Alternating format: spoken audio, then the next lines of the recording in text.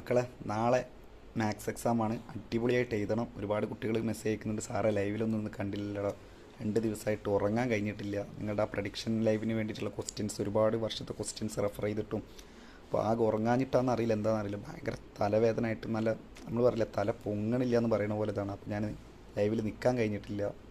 ആകെ എന്തോ പോലെ എന്ന് പറഞ്ഞാൽ ശരിക്കും ഫോണിലൊന്നും നോക്കാൻ കഴിഞ്ഞില്ല. അതുകൊണ്ടാണ് ഇപ്പോൾ ഞാനൊരു വീഡിയോ ഇടുന്നത്. ഒരുപാട് കുട്ടികൾ മെസ്സേജ് അയക്കുന്നുണ്ട്, റിപ്ലൈ കിട്ടാത്തവരൊക്കെ ഒന്ന് ക്ഷമ ചോദിക്കുകയാണ്. ഞാൻ മെല്ലെ മെല്ലെ റിപ്ലൈ തരുന്നുണ്ട്.